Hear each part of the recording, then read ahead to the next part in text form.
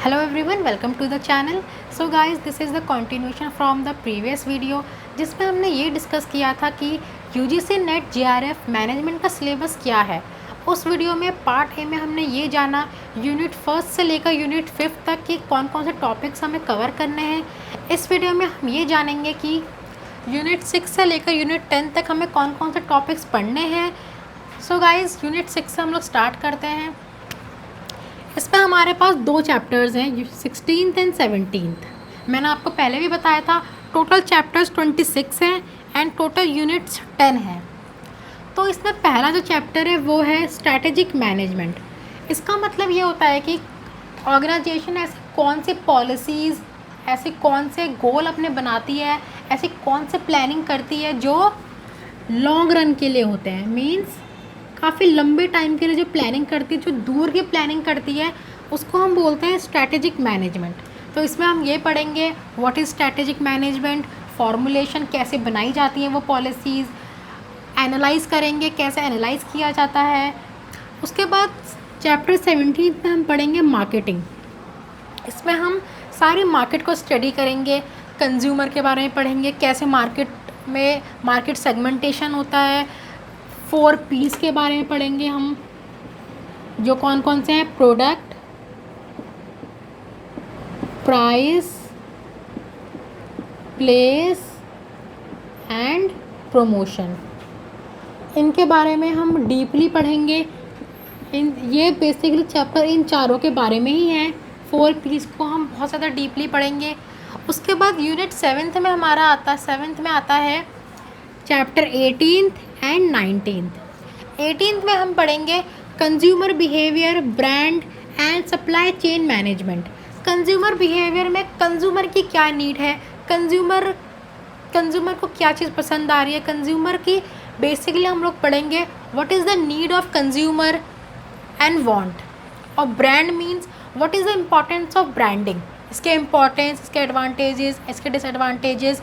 Then supply chain management. Supply chain management में कोई भी ऑर्गेनाइजेशन, उसका कोई भी प्रोडक्ट है, सर्विसेज है, वो कैसे अपनी कंपनी से मार्केट में आती है, उसके बीच कौन सी चेन बनती है, कैसे काम होता है, कैसे अपना लॉजिस्टिक्स को मार्केट में उतारती है, उसमें हम ये पढ़ेंगे। ठीक है। उसके बाद 19 चैप्टर में हम पढ़ेंगे सर्विस मार्केटिंग। सर्विस मार्केटिंग में हम पढ़ेंगे all 7 types of marketing mix. फिर आता है ट्रेंड्स इन मार्केटिंग। ट्रेंड्स मतलब मार्केट में क्या क्या चेंजेस आए हैं, ट्रेंड्स आए हैं नए मार्केट में, क्या क्या फैक्टर जो उसे इफ़ेक्ट कर सकते हैं।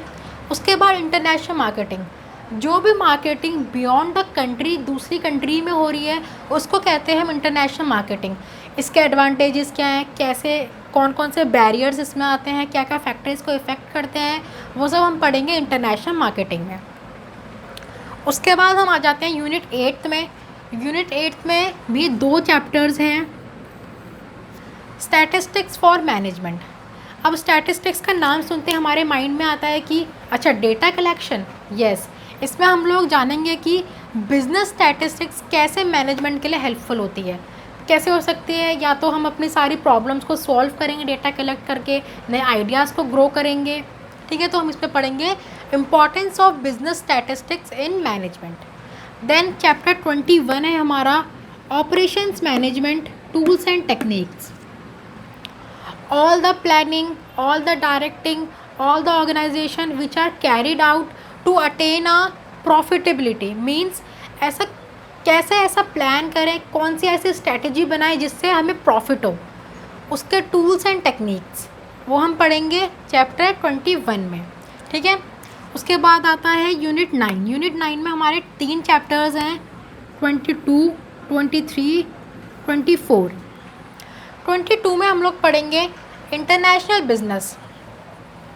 वो सारे बिजनेस जो हमारी कंट्री के बाहर हो रहे हैं उनको हम पढ़ेंगे, कैसे किए जाते हैं वो बिज़नेस, कौन कौन से प्रोसीजर जो हमें फॉलो करने हैं इंटरनेशनल बिजनेस करने के लिए।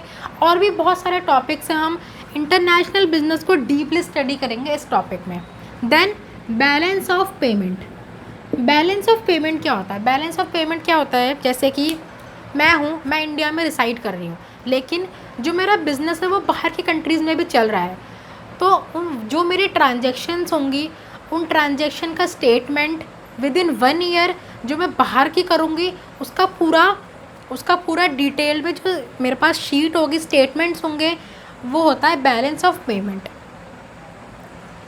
उसके बाद चैप्टर 23 में हमें पढ़ना है FDI, foreign direct investment, international organisations and trade procedures. FDI का मीनिंग क्या होता है? जैसे कि कोई भी हमारी इंडिया की कंपनी बाहर फॉरेन में इन्वेस्ट करना चाह रही है या फिर कोई कंपनी ख़रीदना चाह रही है, उस तरीके से इन्वेस्ट करना दूसरी कंपनी में, उसे कहते हैं हम दूसरी कंट्री में उसे कहते हैं foreign direct investment. Means if any company or any organization is willing to invest in foreign companies by purchasing say share or securities or by purchasing any other corporations, then international organizations and trade। अब किस तरीके का procedure हमें follow करना है, कौन सी documentation हमारी होगी, उन सबको हम पढ़ेंगे सीधा FDI में। इसमें हम लोग ये भी पढ़ेंगे exim policy in India. Exim policy बहुत इंपॉर्टेंट है। IMF policy, monetary policy, then WTO, ये सारे टॉपिक्स हमारे कवर होंगे यूनिट चैप्टर 23 में, यूनिट 9 में। उसके बाद चैप्टर 24, इसमें हम पढ़ेंगे इंफॉर्मेशन एंड सिस्टम मैनेजमेंट। इसमें क्या होगा, अब कंप्यूटर की हेल्प से हम कैसे मैनेजमेंट को वो हेल्प कर सकता है। मीन्स इंफॉर्मेशन टेक्नोलॉजी IT कैसे हेल्प करती है मैनेजमेंट में, ठीक है। उसके बाद आता है यूनिट 10। यूनिट 10 में हमारे पास 2 चैप्टर्स हैं, 25 एंड 26। 25 में हमें ये पता लगाना है एंटरप्रेन्योरशिप। कोई भी कंपनी या फिर कोई भी इंडिविजुअल जो मार्केट में जाता है, मार्केट को समझता है, उसके रिस्क को कंप्लाई करता है और कैपिटलाइजेशन करता है, उसको कहते हैं, उस प्रोसेस को हम कहते हैं एंटरप्रेन्योरशिप। इसको हम डिटेल में पढ़ेंगे। उसके बाद हम पढ़ेंगे small scale industries and micro finance. छोटी कंपनीज़ कैसे वर्क करती हैं, कौन सी होती है, इसमें हम बैंकिंग के बारे में पढ़ेंगे and micro finance. So guys, ये था कंप्लीट सिलेबस मैनेजमेंट का 2 वीडियोज़ में, part A and part B। अब हम कल से स्टार्ट करेंगे यूनिट 1 से पढ़ना। अब आपको क्या करना है, चैनल को सब्सक्राइब करना है, जिससे कि आपके पास नोटिफिकेशन आ जाएगी कि अब पढ़ाई स्टार्ट हो चुकी है। यूनिट 1 से हम स्टार्ट करेंगे, सारे टॉपिक्स को हम कवर करेंगे। So guys, till then take care and good bye.